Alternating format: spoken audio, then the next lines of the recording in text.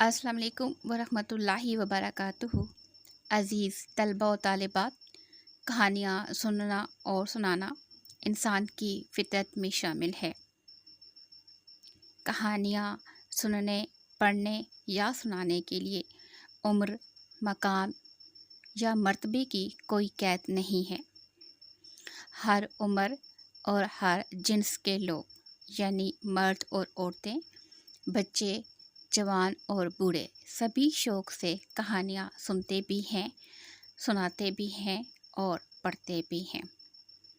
اہم بات یہ ہے کہ کہانیاں پڑھنے کے بعد، سننے کے بعد ان میں موجود چھپے پیغام کو اور اخلاقی سبق کو پڑھنے کے بعد انہیں اپنی زندگی میں ضرور شامل کرنا چاہیے، تاکہ ہم اپنی زندگی کو بہتر سے بہتر کی طرف لے کر جا سکیں۔ کہانیوں کے سلسلے میں آج ہم کہانی پڑھیں گے حضرت عمر رضی اللہ تعالی عنہ اور بڑھیا۔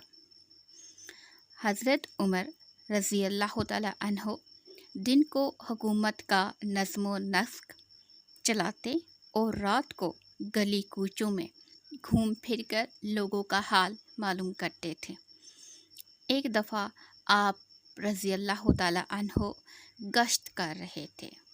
گشت کرنے سے مراد رات کو گھومنا پھرنا کہ ایک گھر سے بچوں کے رونے کی آواز آئی۔ حضرت عمر رضی اللہ تعالی عنہ نے پوچھا، بچے کیوں رو رہے ہیں؟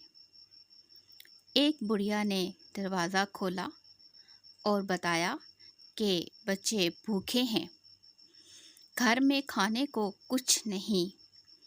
میں نے ہنڈیا چولہے پر رکھ کر اس میں پتھر ڈال دیے ہیں تاکہ بچوں کا دھیان ادھر لگا رہے۔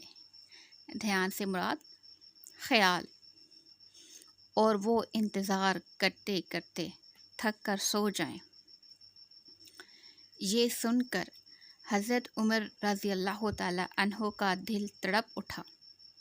آپ فوراً واپس گئے، آٹا، دال، گھی وغیرہ اپنی کمر پر لاد کر لائے اور بڑھیا کے حوالے کیا اور فرمایا، بچوں کو کھانا پکا کر کھلاؤ۔ بڑھیا یہ دیکھ کر بہت خوش ہوئی۔ بڑھیا کھانا پکانے میں مصروف ہو گئی۔ حضرت عمر رضی اللہ تعالی عنہ اتنی دیر وہیں ٹھہرے رہے، کھانا پک گیا تو بڑھیا نے بچوں کو کھانا کھلایا۔ بچے آرام سے سو گئے تو حضرت عمر رضی اللہ تعالی عنہ نے جانے کی اجازت مانگی۔ بڑھیا نے حضرت عمر رضی اللہ تعالی عنہ کو دعا دی کہ اللہ تعالیٰ تمہیں مسلمانوں کا خلیفہ بنائے۔ حضرت عمر رضی اللہ تعالی عنہ کی آنکھوں میں آنسو آ گئے۔ آپ رضی اللہ تعالی عنہ نے فرمایا، بڑی بی، مسلمانوں کا خلیفہ عمر رضی اللہ تعالی عنہ میں ہی ہوں، مجھے معاف کر دو۔ بڑھیا نے حضرت عمر رضی اللہ تعالی عنہ کو خوب دعائیں دیں۔